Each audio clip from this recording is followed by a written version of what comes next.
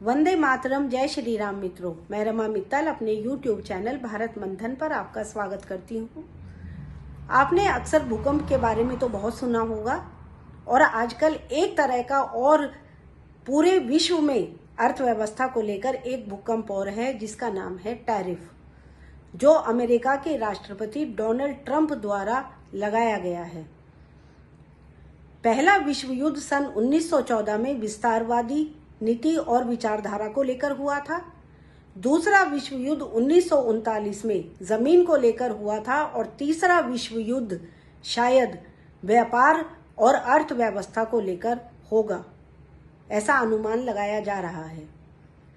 क्योंकि जब से डोनाल्ड ट्रंप ने टैरिफ को डिक्लेयर करा है, तब से पूरे विश्व की अर्थव्यवस्था जैसे धड़ाम से गिर चुकी है और इसका असर भारत पर भी हो रहा है। इसका पूरा असर भारत की पूरी जीडीपी पर 0.7%, अर्थात अगर आप मोटा मोटी समझे तो 2.5 से 3 लाख करोड़ रुपए का नुकसान होगा और जिसका पूरे साल भर में 61,000 करोड़ रुपए का नुकसान होगा। ये टैक्स भारत अमेरिका पर 52% टैक्स लगाता है। अमेरिका ने सभी देशों पर 50% टैक्स लगाने को कहा है। जैसे भारत पर अब 27% का टैक्स लगेगा। चीन जो कि 67% का टैक्स अमेरिका पर लगाता है, अब उसको 34% का टैरिफ लगेगा। पाकिस्तान पर 31% का टैरिफ लगेगा। इसी तरह अन्य देश हैं जिनमें म्यांमार, श्रीलंका, दक्षिण अफ्रीका और बहुत सारे तरह के देश हैं। हमारा भारत मुख्यतः 5 देशों से सबसे अधिक व्यापार करता है, जिनमें नंबर 1 पे आता है चीन, फिर अमेरिका, फिर रशिया, फिर यूएई और फिर सऊदी अरब।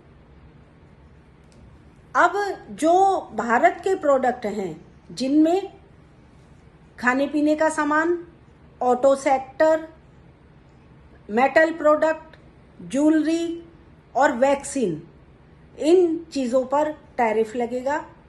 और कुछ वस्तुएं ऐसी भी हैं जिन्हें अमेरिका ने भारत की चीज़ों पर टैरिफ से मुक्त रखा है। उनमें है दवाइयाँ, फार्मास्यूटिकल प्रोडक्ट, सोना, तांबा। इस तरह से ये प्रोडक्ट हैं जिनको अमेरिका ने टैरिफ से मुक्त रखा है।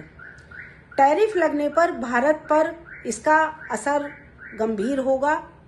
7 से 8 लाख नौकरियों के जाने का अंदेशा है।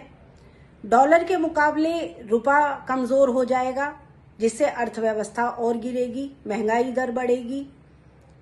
उसके साथ ही साथ जो दूसरे प्रोडक्ट हैं वो बहुत महंगे हो जाएंगे। हमारे देश के यशस्वी प्रधानमंत्री इस टैरिफ पर अपनी पैनी नज़र बनाए हुए हैं। भारत की एक टीम अमेरिका की टीम से निरंतर संपर्क में है, वार्ता कर रही है, जिससे हमारी अर्थव्यवस्था पर कम से कम इसका प्रभाव पड़े।